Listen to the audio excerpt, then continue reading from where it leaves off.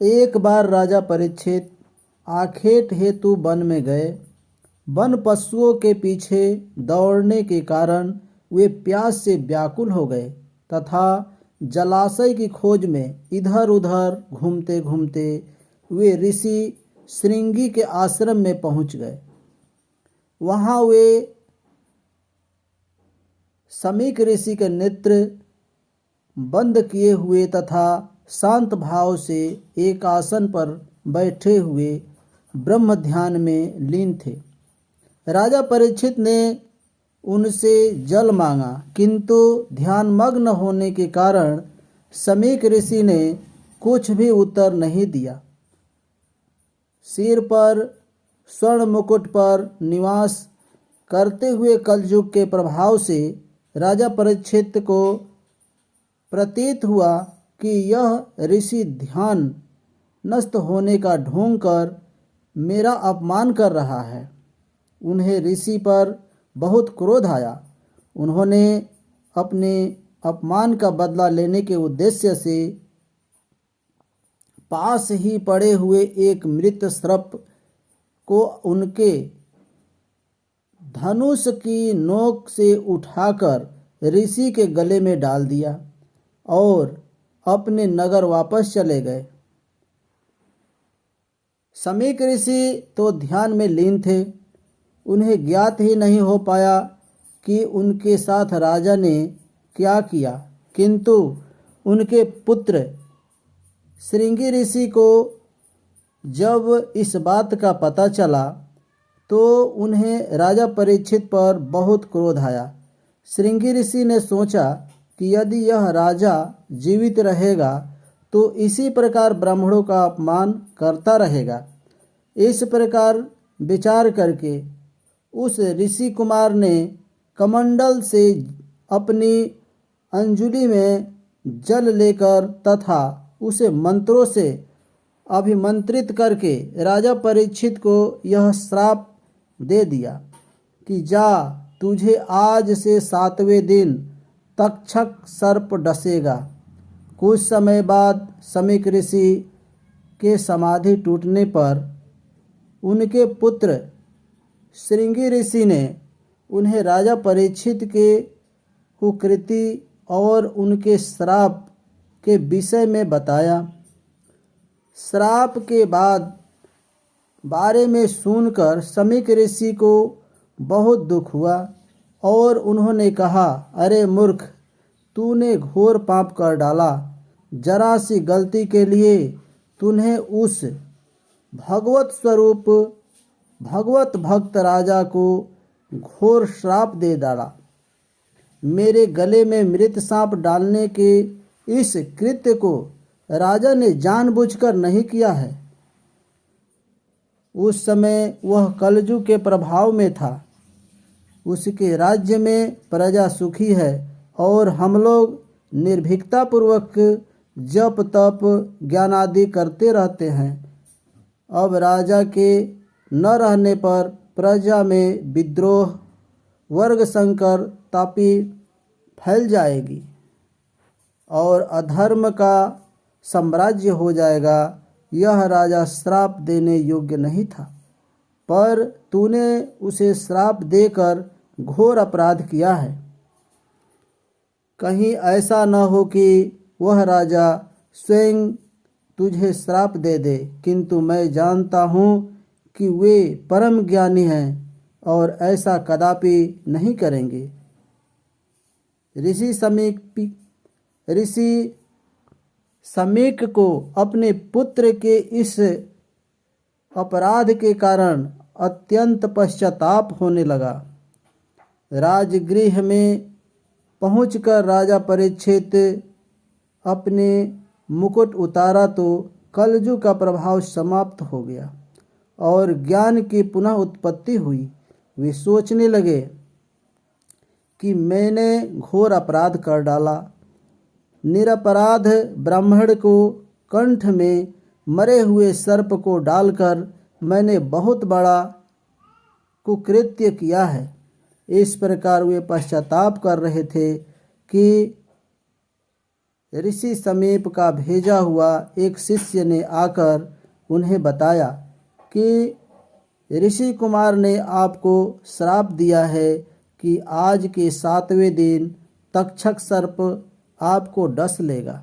राजा परीक्षित ने शिष्य को प्रसन्नतापूर्वक आसन दिया और बोले, ऋषि कुमार ने श्राप देकर मुझ पर बहुत बड़ा उपकार किया है।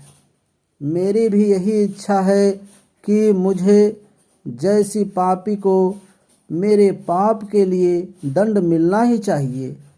आप ऋषि कुमार को मेरा यह संदेश पहुंचा दीजिए कि मैं उनके इस कृपा के लिए उनका अत्यंत प्रभारी हूँ। उस शिष्य का यथोचित सम्मान करके और क्षमा याचना करके राजा परीक्षित ने विदा किया। राजा परीक्षित ने अपने जीवन के शेष 7 दिन को ज्ञान प्राप्ति और भगवत भक्ति में व्यतीत करने का संकल्प कर लिया। अपने समर्थ पुत्र जनमेजय का राज्याभिषेक कर दिया और समस्त राजस्वी वस्त्रों को त्याग कर तथा केवल चिर वस्त्र धारण कर गंगा के तट पर बैठ गए। अपनी समस्त आसक्तियों को त्याग कर भगवान श्री कृष्ण की भक्ति में स्वयं को लीन कर लिया। उनके इस त्याग और व्रत के विषय में सुनकर अत्रि, वशिष्ठ, च्यवन, शार्दूल, पराशर, अंगिरा, भृगु, परशुराम, विश्वामित्र, इंद्रमद आदि ऋषि, ब्रह्म ऋषि और देवर्षि अपने अपने शिष्यों के साथ उनके दर्शन को पधारे। राजा परीक्षित ने उन सभी का यथोचित सम्मान समयानुकूल सत्कार करके उन्हें आसन दिया, उनके चरणों को वंदना की और कहा, यह मेरा परम सौभाग्य है कि आप जैसे देवता तुल्य ऋषियों के दर्शन प्राप्त हुए। मैंने सत्ता के मद में चूर होकर परम तेजस्वी ब्रह्म के प्रति अपराध किया है, फिर भी आप लोग ने मुझे दर्शन देने के लिए यहाँ तक आने का कष्ट किया। यह आप लोगों की महानता है। मेरी इच्छा है कि मैं अपने जीवन के शेष 7 दिनों तक का सदुपयोग ज्ञान प्राप्ति और भगवत भक्ति में करूं। अतः आप सब लोगों से मेरा निवेदन है कि आप लोग वह सुगम मार्ग बताइए जिस पर चलकर मैं भगवान को प्राप्त कर सकूं। राजा परीक्षित के वचनों को सुनकर सभी अत्यंत प्रसन्न हुए और यथा योग्य उनकी इच्छा को पूर्ण करने का निश्चय कर लिया। उसी समय वहाँ पर व्यास ऋषि के पुत्र जन्म मृत्यु से रहित परम ज्ञानी श्री सुखदेव जी पधारे। समस्त ऋषियों सहित राजा परीक्षित उनके सम्मान में उठकर खड़े हो गए और उन्हें प्रणाम किया। इसके बाद अर्घ्य, पाद्य तथा माला आदि से सूर्य के समान प्रकाशमान श्री सुखदेव जी की पूजा की और बैठने के लिए उच्चासन प्रदान किया। उनके बैठने के बाद अन्य ऋषियों भी अपने अपने आसन पर बैठ गए। सभी के आसन ग्रहण करने के पश्चात राजा परीक्षित ने मधुर वाणी में कहा, हे ब्रह्मरूप योगेश्वर, हे महाभाग, भगवान नारायण के सम्मुख आने से जिस प्रकार दैत्य भाग जाते हैं, उसी प्रकार आपके पधारने से महान पाप भी अविलंब भाग खड़े हो जाते हैं। आप जैसे योगेश्वर के दर्शन अत्यंत दुर्लभ है, पर आपने स्वयं मेरी मृत्यु के समय पधार कर आप मुझ पापी को दर्शन देकर मुझे मेरे संपूर्ण पापों से मुक्त कर दिया। आप योगियों के भी गुरु हैं, आपने परम सिद्धि प्राप्त की है, अतः कृपा करके यह बतलाइए कि मरणासन प्राणी के लिए क्या कर्तव्य है।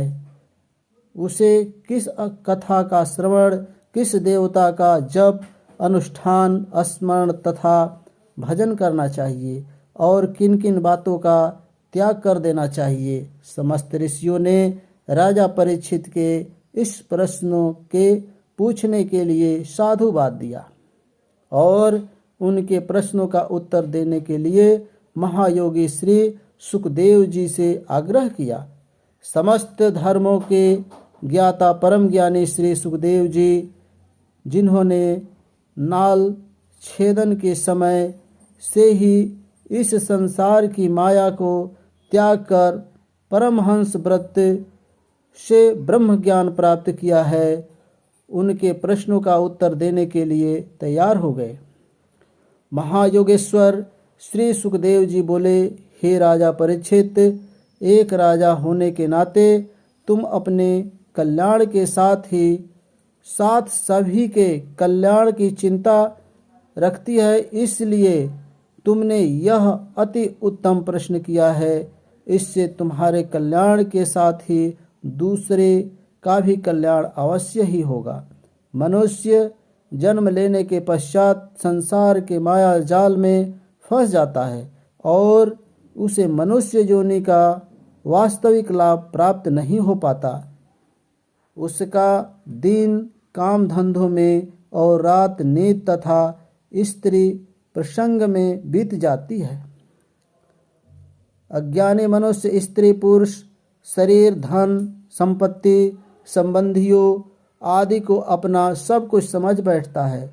वह मूर्ख पागल की भांति उनमें रम जाता है और उनके मोह में अपनी मृत्यु के भयभीत रहता है, पर अंत में मृत्यु का ग्रस्त होकर चला जाता है।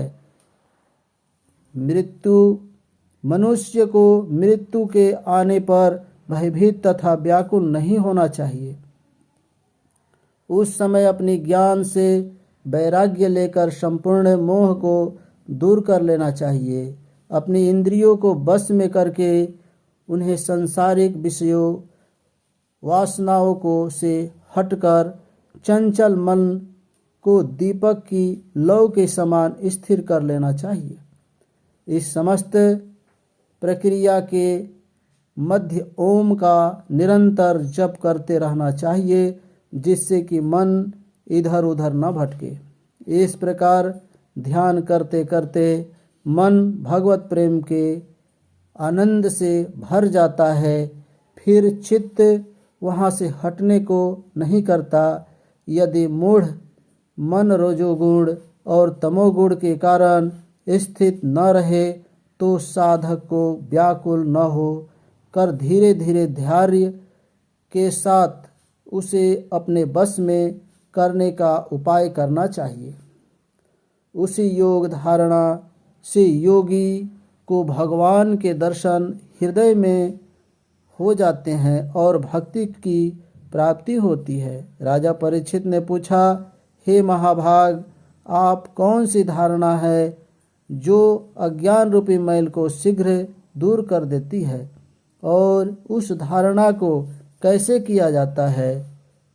उनके इस प्रश्न का उत्तर श्री सुखदेव जी ने कहा, हे परीक्षित, योग की साधना करने वाले साधक को सबसे पहले अपने शरीर को बस में करने के लिए यथोचित आसन में बैठना चाहिए। तत्पश्चात क्रिया शक्ति को बस में करने के लिए प्राणायाम का साधन करना चाहिए। साथ ही साथ विषय और कामना को त्याग कर इंद्रियों को अपने नियंत्रण करना चाहिए। फिर ज्ञान का प्रयोग कर मन के चारों ओर से इस प्रकार समेट लेना चाहिए जैसे कि कछुआ अपने सिर पैर को समेट लेता है। इतना करने के पश्चात भगवान के विराट रूप का ध्यान करना चाहिए। उसे यह समझना चाहिए कि जल, वायु, अग्नि, आकाश, पृथ्वी आदि पंच तत्व, अहंकार और प्रकृति, इन 7 पदों से आवृत्ति यह संपूर्ण ब्रह्मांड विराट भगवान का ही शरीर है। वही इन सब को धारण किए हुए है। तत्वज्ञानी पुरुष के अनुसार पाताल विराट भगवान के तलवे, रसातल उनके पंजे, महातल उनकी एड़ी के ऊपर की गांठें, तलातल उनकी पिंडली, सूतल उनके घुटने, वितल और अतल उनके जांघें तथा भूतल उनके पेंडु है। हे परीक्षित, आकाश उनकी नाभि, स्वर्गलोक उनकी छाती, महालोक उनका कंठ, जनलोक उनका मुख, तपलोक उनका मस्तक और सतलोक उनके सहस्त्र सिर हैं। दिशाएं उनके कान दोनों, अश्वनी कुमार उनकी नासिका, अग्नि उनका मुख, अंतरिक्ष उनके नेत्र और सूर्य उनके नेत्रों की ज्योति है। दिन और राति उनके पलके हैं। ब्रह्मलोक उनके भ्रूविलास, जल उनका तालु और रस उनकी जिह्वा है। वेद उनकी मस्तिष्क रेखाएं हैं और यम उनके दाढ़े हैं। स्नेह उनके दांत है और जगत को मोहित करने वाली माया उनकी मुस्कान है। लज्जा उनकी ऊपरी ओठ और लोभ निचली ओठ है। धर्म उनके स्तन और अधर्म उनकी पीठ है। प्रजापति ब्रह्मा उनके मूत्रेंद्री, मित्रा वरुण उनके अंडकोश और समुद्र उनके कोख है। पर्वत उनके हड्डियाँ और नदियाँ उनके नाड़ियाँ हैं। वृक्ष उनके रोम और वायु उनके श्वास है। बादल उनके केश और संध्या उनके वस्त्र हैं। मूल प्रवृत्ति उनका हृदय है और चंद्रमा उनका मन है। महात्व उनका चित्त और रुद्रदेव उनका अहंकार है। वन्य पशु उनका कमर और हाथी, घोड़े, खच्चर आदि उनके नख है। अनेकों प्रकार के पक्षी उनके कलाएं हैं। बुद्धि उनका मन है और मनुष्य उनका निवास स्थान है। अप्सराएं, चारण, गंधर्व आदि उनके स्वर है। देवताओं के निमित्त किए गए यज्ञ उनके कर्म हैं। दैत्य तथा राक्षस उनके प्रिय हैं। ब्राह्मण उनके मुखार बिंदु, क्षत्रिय उनके बाहें, वैश्य उनके जंघे तथा शूद्र उनके चरणों के से उत्पन्न होते हैं। अतः बुद्धि और ज्ञान से अपने मन को वश में करके भगवान के इसी विराट रूप का ध्यान करना चाहिए।